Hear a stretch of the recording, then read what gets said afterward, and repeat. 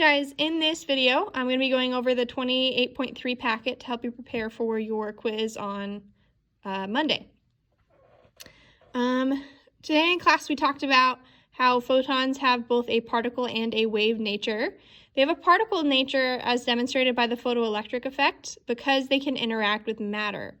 We learned that when photons hit metal, they eject electrons, and because they're able to interact with matter, they are particle-like. Photons are also wave-like, and we saw that in the double slit experiment. So if we have a light sending out waves, when those waves pass through a double slit, like in the double slit experiment, they produce patterns of interference, which are basically bright spots that result from the constructive and destructive interference of waves. And that interference pattern that we see, that we can observe, is because photons act like waves. They have a wavelength, they have a frequency. So there's a meme up here that says it's a wave, it's a particle, it's both. It's both, I hate it. So light can behave like particles, light can behave like waves. It's not that light is a particle moving in a wave pattern. It's just that it has properties of both those things. That's how we describe its behavior. Photon rate. Now, we can't see photons, obviously, and the photon nature of light is only apparent in really low intensities of light. Does it look like a stream of individual photons? Most of the light we encounter in experiments and in our lives, it's like heavy rain on a roof, a ton of photons coming in at once. And we only hear that roar of heavy rain instead of individual raindrops.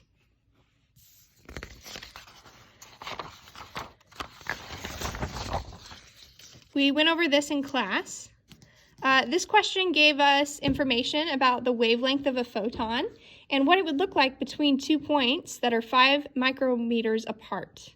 Now the distractor answer would be B, because if you count them, 1, 2, 3, 4, 5 wavelengths fit between points 1 and 2. However, we're talking about the trajectory of a photon. Photons travel in rays, in straight lines. So we should not be thinking about light as a ball, like a particle, moving in this wave-like pattern. We should be thinking about it as moving in rays and having wave-like behavior in the way that it interferes constructively and destructively. Hold on, Mr. Pounder needs my keys.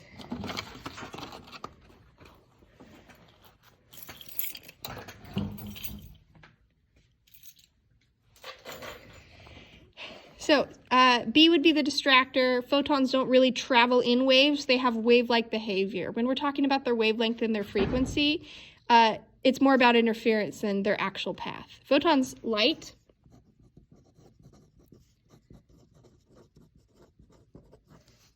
travels in straight line rays.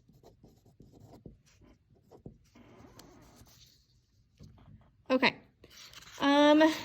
There's several different types of calculations we can do with photons and with power and with energy of photons.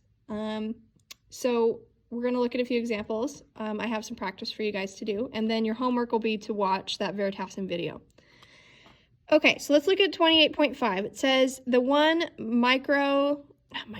I made the same mistake in class. The 1 milliwatt light beam from a laser pointer with a wavelength of 670 nanometers shines on a screen. We want to know how many photons from that screen, or how many photons strike the screen each second. When you are given the lambda, the wavelength, you are going to use that to calculate the energy of a photon. We can find the energy of a photon from wavelength, right? And we want to find how many photons. So the equation for how many photons is number of photons equals the total energy, which should be given to you in the problem, divided by the energy of each photon. So let's start with the energy of each photon. I said we could figure that out from the wavelength. We're going to take Planck's constant times the speed of light divided by lambda. If we fill in our constants here, we get 6.626 times 10 to the negative 34. I'm just going to leave units out for room. Times 3 times 10 to the 8th divided by, we got to be careful here. I'm not going to write 670. I'm going to do 670 times 10 to the negative 9 because we want it in meters. Okay, and then this gives us an energy of the individual photons as 3.0 times 10 to the negative 19 joules. You will see photons energies around times 10 to the negative 19 joules on that order of magnitude. If you get something different, that should be a signal to you that you did it wrong. So that's the energy of individual photons. To figure out the number of photons, we said we're going to take the total energy divided by the energy of the beam, each photon. So energy of each photon, that's what we just figured out. That's what goes on the bottom. Up top, we're told that the power, the watts of the light beam is 1 milliwatt. And the watts are joules per second. So we're just going to fill that in up top. Being careful about units, this should be times 10 to the negative 3 because it's milli. And that's joules per second, same as watts. Okay, this will give us an answer of 3.3 times 10 to the 15, so a 3 with 15 zeros after it, photons per second. Okay, and that seems like a reasonable answer. We know that a laser pumps out a ton of photons every second. Okay, we talked about photodetectors in class. A photodetector, photo means light. I don't think I have to explain what detector means. But basically we're detecting light. We are turning light energy into electrical energy.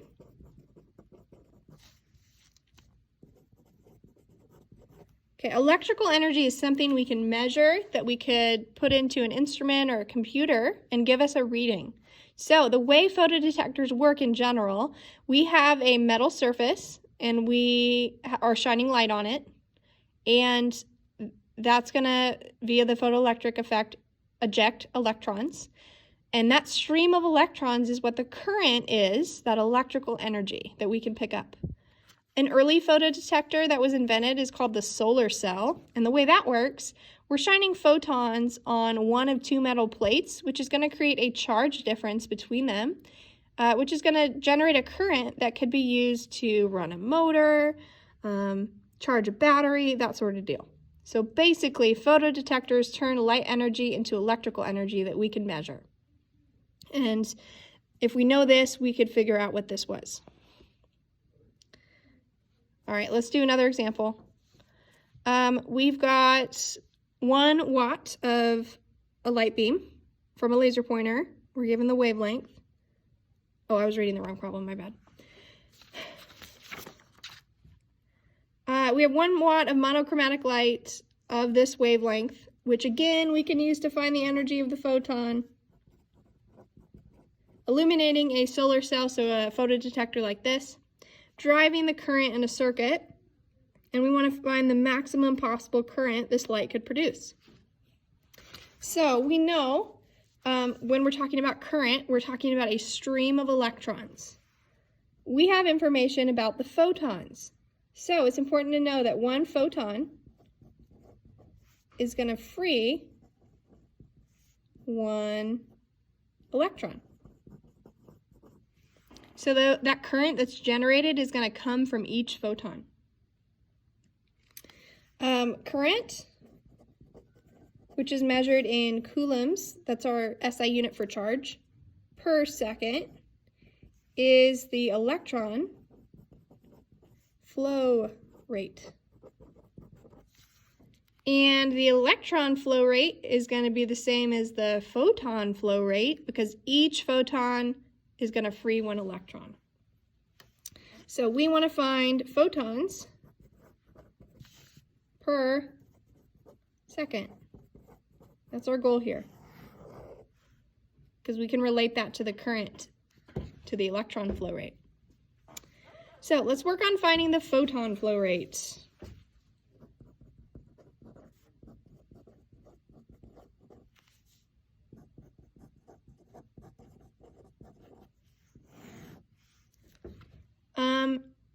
Let's find the energy of the individual photons first.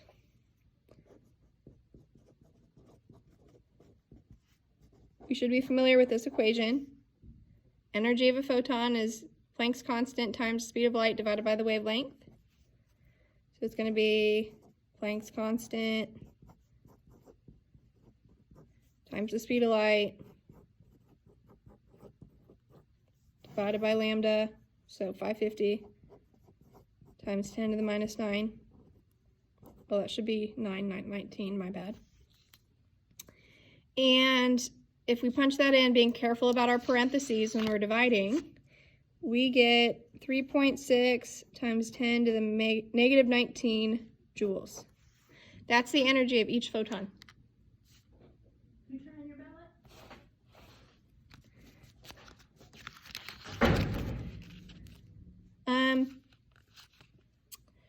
Next, if we look at units, sorry, you guys, it's the end of the day for me. We are going to be dividing the power by this photon/electron flow rate that we found. So we are given a power of 1 watt. This is 1.0 joules per second. Watts is the same as joules per second. So if we want to end up in photons per second, we can take our answer of 3.6 times 10 to the negative 19 joules and divide it by the power.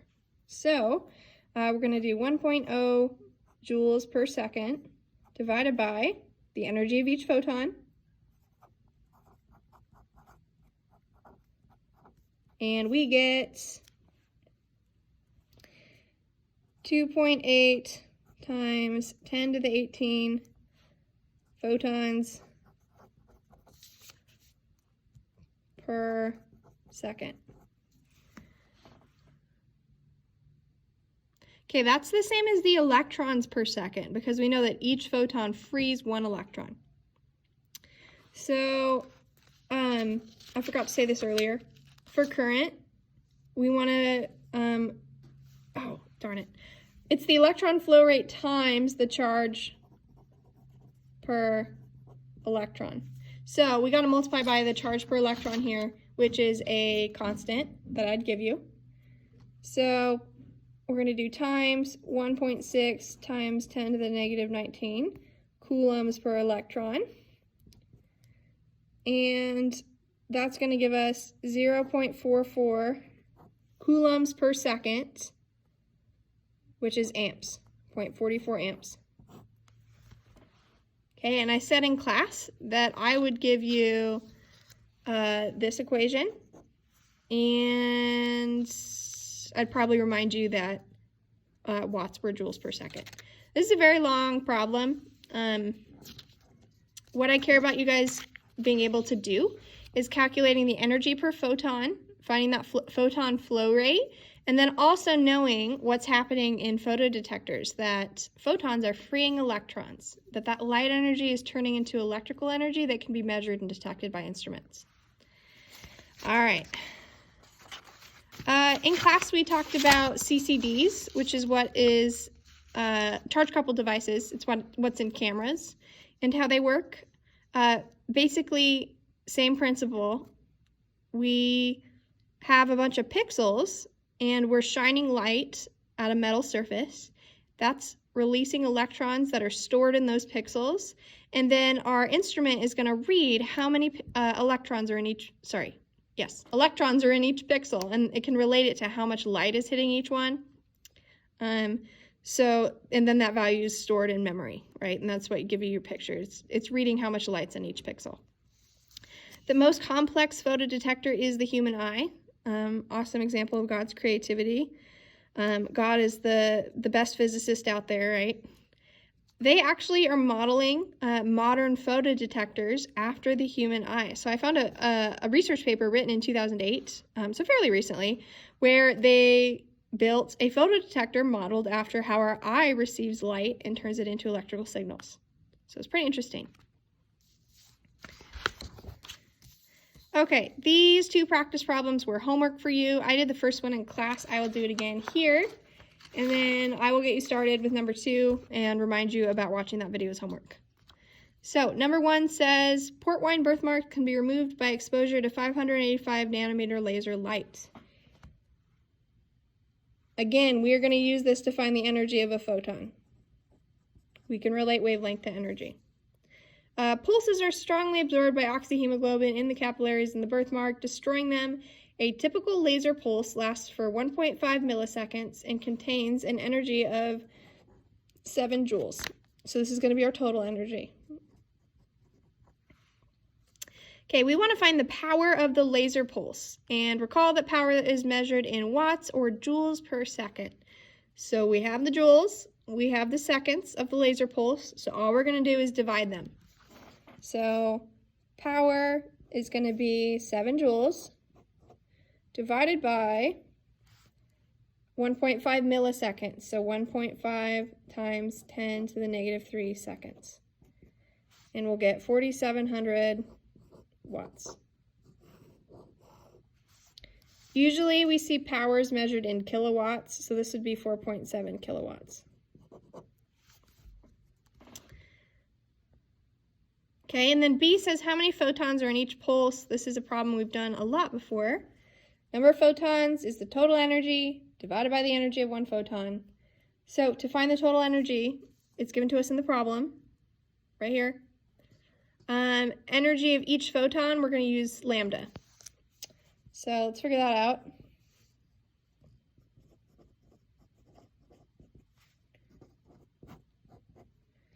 Okay, filling in our numbers.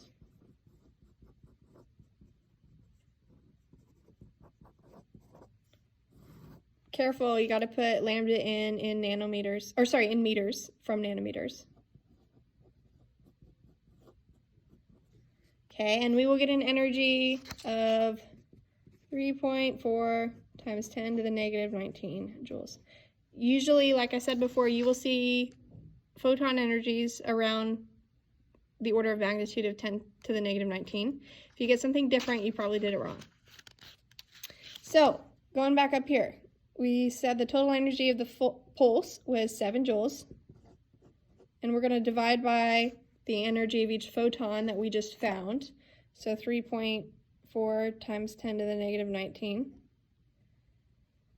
joules, and we get 2.1 times 10 to the 19 photons. So a lot of photons are coming out of our laser. We should get a big number. Okay, so you guys should be able to calculate power given joules in seconds, and you should be able to calculate the energy of individual photons. Okay, I will set you up for number 2. Number 2 says exposure to UV light can damage the skin. For this reason, there are suggested limits to exposure to UV light in work settings. These limits are wavelength dependent, so it depends on the wavelength, the energy of light. At a wavelength of 313, the maximum suggested total exposure is 500 millijoules per square centimeter. And then for 280, so a higher energy, the limit falls to 3.4 millijoules per square centimeter. So we want to find the photon energy corresponding to each of these wavelengths. And just a reminder, to find energy of a photon, we do hc divided by lambda. So the energy of the 313 nanometer is going to be Planck's constant times the speed of light divided by that 313 nanometers. Okay, I'll leave that for you guys to find. And then for the 280 nanometer, we're going to do the same thing, except on the bottom,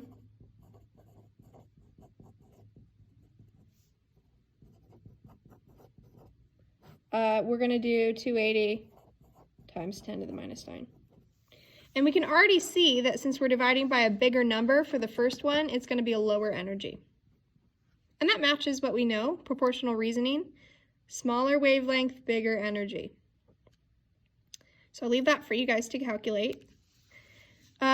B says, how many total photons do each of these exposures correspond to? So for the 313, we want to calculate it for both. We're going to do the total energy of the pulse, which is going to be, we want it in joules per centimeter squared. It's given to us in millijoules. So 500 millijoules would be 0.5 joules per centimeter squared. And then you want to fill in your energy that you found in problem A. Okay, and then that'll give you an answer in photons per centimeter squared. Okay, you're going to do the same thing for the 280 nanometer. Okay, so you're going to do, it's going to be a different number up top. It's going to be 3.4 times 10 to the negative 3 joules per centimeter squared. Divide by the energy you found up here.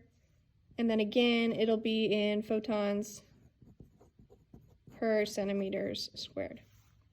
So I'll leave that for you guys to solve. Don't forget, watch that video. I think it will be entertaining and informational for you guys. And then take a page of notes. Make it easy on yourself. Just do it on the back of this packet and turn it in tomorrow. See you guys in class.